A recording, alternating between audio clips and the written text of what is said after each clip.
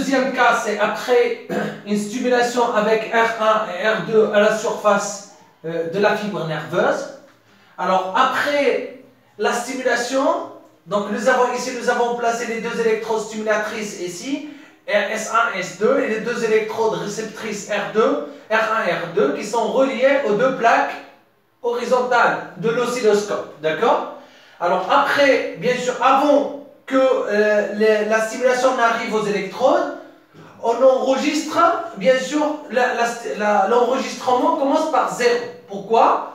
Parce qu'il n'y a pas de différence entre R1 et R2, et R1, bien sûr, c'est positif, donc et R2 aussi est positif. Ils sont les deux placés à la surface. Donc, il n'y a pas de différence entre les deux électrodes, donc l'enregistrement va commencer par 0.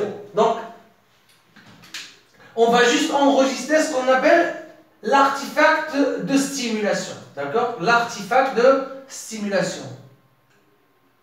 A. Je vais appeler A. D'accord? Alors, on va l'appeler l'artefact de stimulation.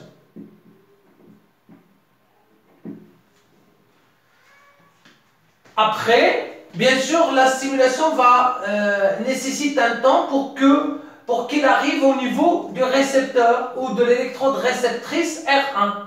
Donc, le temps qui sépare le moment de stimulation et le moment de réponse, il s'appelle le temps de repos. Donc,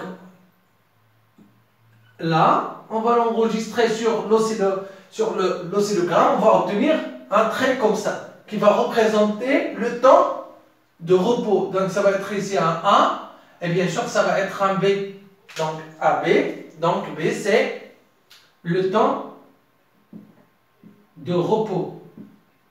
Le temps de repos, c'est le temps qui sépare le moment de stimulation et le moment de réponse. Alors, lorsque la stimulation arrive au niveau de R1, qu'est-ce qu'on remarque? Alors, on remarque que le faisceau d'électrons, alors elle est là, l'artefact, donc le faisceau d'électrons, il dévie vers la plaque qui est en haut. Qu'est-ce que ça veut dire? Ça veut dire que la plaque vers le bas est devenue négative. C'est pour cela que le faisceau d'électrons s'est déplacé vers le haut, là où la plaque est positive. Ils sont attirés par la plaque positive. Donc, et là c'est plus, et cette plaque est devenue moins. Et devenue moins, ça veut dire qu'au niveau de la fibre nerveuse, il y a eu une dépolarisation. Ça veut dire que la surface de la fibre est devenue négative et l'intérieur est devenu positif. Donc on a eu ce qu'on appelle une dépolarisation.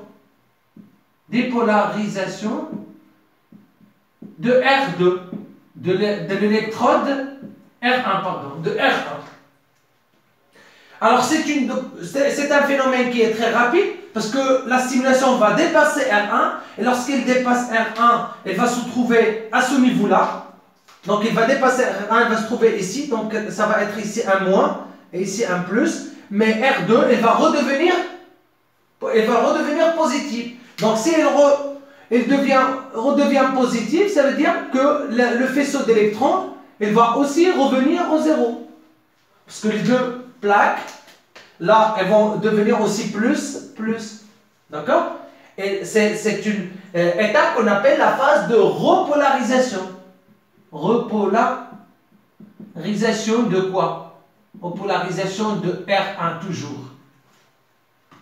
Après, donc le signal ou la stimulation va arriver au niveau de R2. Donc il va faire aussi la même chose. Donc qu'est-ce qu'on va remarquer sur l'écran? Une déviation du faisceau d'électrons vers la plaque qui est en bas. Ça veut dire quoi? Ça veut dire que la plaque vers le haut et vers le bas est devenue, donc vers le haut est devenue comment? Elle est devenue négative. Donc ça est devenu négative et là est devenue positive. D'accord? Et cette étape, elle s'appelle la dépolarisation, mais cette fois-ci de l'électrode R2. Dépolarisation de R2, qui est un phénomène aussi très rapide. Donc R2, toujours, donc il va devenir ici plus, moins, et c'est plus. Et puis, elle va passer elle va dépasser R2, donc elle va arriver à ce niveau-là. Et bien sûr, R2, elle va redevenir aussi, elle va se repolariser. Et on va voir un plus ici et un plus là. On va revenir à l'état initial. C'est ce qu'on appelle la repolarisation de R2. La repolarisation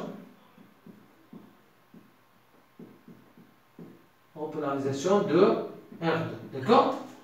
Ainsi, on obtient un potentiel d'action biphasique qui est composé de deux phases qui sont symétriques. Symétrique, bien sûr, ça dépend de la symétrie des deux phases du potentiel d'action a une relation avec la distance qui sépare les deux stimulations, les deux électrodes réceptrices R1 et R2. Plus la distance entre R1 et R2 est élevée, plus on obtient un potentiel d'action biphasique avec une symétrie. Et plus la distance entre R1 et R2 est faible et petite, plus, bien sûr, il n'y a pas de symétrie dans le potentiel d'action entre les deux phases. D'accord?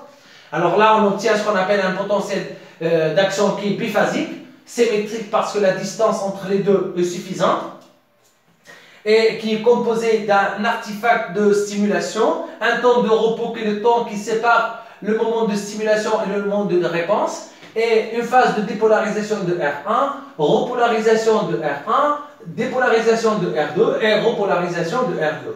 Ça, c'est après une stimulation avec R1 et R2 se trouve à la surface du nerf, à la surface de la fibre nerveuse. Maintenant, on va voir le deuxième cas. Bien sûr, après une stimulation, mais cette fois avec R1 à la surface et R2 à l'intérieur de la fibre nerveuse. D'accord?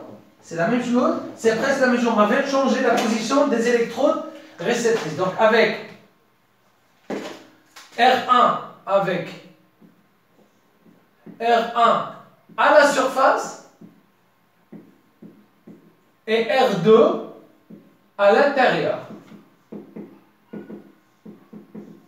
Alors dans ce cas, c'est très simple. Généralement, on va obtenir un potentiel d'action sous cette forme-là, l'artefact de stimulation, et un potentiel d'action sous cette forme. Bien sûr, il va commencer, pas comme la dernière fois lorsqu'on a mis les deux électrodes réceptrices à la surface, il a commencé par 0 ici. Non, ici, il va commencer par moins 70 millivolts. Donc 0, ça va être là. Ça, c'est le 0. D'accord? Ça, c'est 0. Et moins 70. D'accord? Alors, bien sûr, ça, c'est moins 70 ici. D'accord? Alors, elle est composée aussi d'un A, un B, un C et un D, E et F. D'accord? Alors, A, c'est la même chose. C'est toujours un. C'est l'artefact de stimulation. C'est la même explication que tout à l'heure. AB, c'est le temps de repos. BC, c'est la dépolarisation, mais cette fois des deux. Dépolarisation de R1 et R2, parce qu'il se trouve une électrode à la surface et une à l'intérieur. Alors CD, c'est repolarisation de R1 et R2. Et DEF, c'est une hyperpolarisation. Hyperpolarisation. D'accord? Alors, je vais vous expliquer. Alors, si on prend ici le nerf. D'accord? Alors, nous avons ici, on va appliquer une stimulation avec les deux électrodes de stimulation qu'on va appeler S1 et S2.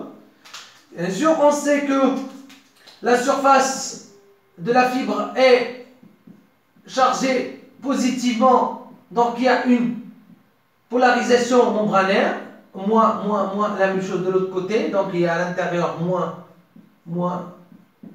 et à l'extérieur c'est plus.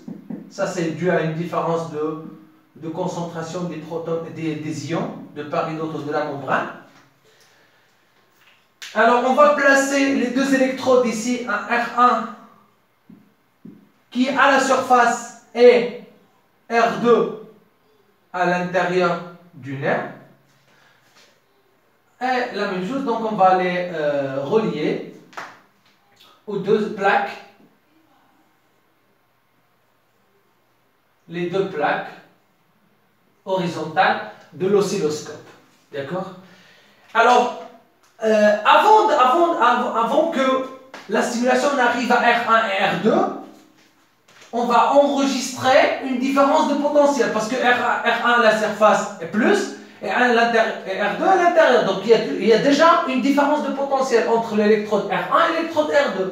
Donc on ne va pas commencer par 0 comme tout à l'heure, on va commencer par moins 70. Donc on va enregistrer l'artefact de stimulation après un temps de repos et elle va commencer de moins 70 ici. Déjà, il y a une différence de potentiel. Donc, elle est de moins 70 millivolts. D'accord? Et lorsque la stimulation arrive au niveau ici, qu'est-ce qu'il va y avoir? Il va y avoir une dépolarisation. C'est-à-dire quoi? Dépolarisation des deux, puisque les R1, il faut que R1 et R2 soient très rapprochés pour que la dépolarisation se passe pour les deux. Alors, lorsque la stimulation arrive au niveau de R1 et R2, il va y avoir une dépolarisation qui va entraîner une déviation des faisceaux d'électrons vers la plaque vers le haut. La plaque vers le haut qui est devenue, alors elle était positive, bien sûr elle va devenir ici négative. Donc, alors on va avoir un déplacement et puis une repolarisation, bien sûr des deux à la fois, dépolarisation de R1 et R2, et puis repolarisation de R1 et R2, et ça on l'appelle une hyperpolarisation. Qu'est-ce que ça veut dire une hyperpolarisation? C'est le moment où la fibre nerveuse est dans une période, ce qu'on appelle la période réfractaire absolue, et ne répond à aucune stimulation.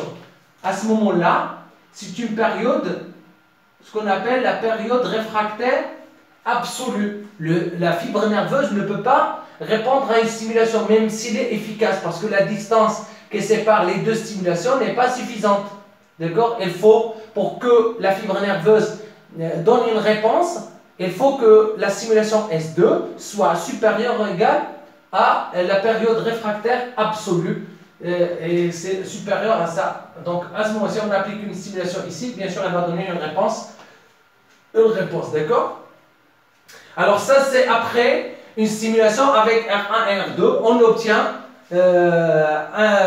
obtient un potentiel d'action monophasique, pas comme tout à l'heure biphasique, mais une seule phase, on l'appelle un potentiel d'action monophasique, avec une hyperpolarisation qui bien sûr va remarquer la résistance de la fibre nerveuse à la deuxième stimulation. D'accord? C'est une hyperpolarisation, c'est le moment où la fibre nerveuse est encore dépolarisée et ne peut pas répondre à une deuxième stimulation. C'est pour cela qu'on ne peut pas avoir le retour, parce que le signal nerveux se déplace, si on considère que le signal se déplace dans ce sens, il ne peut jamais retourner dans l'autre sens, parce que quand il y a une dépolarisation et une repolarisation, déjà la fibre nerveuse est résistante parce qu'elle est en hyperpolarisation, elle ne peut pas répondre à la deuxième stimulation.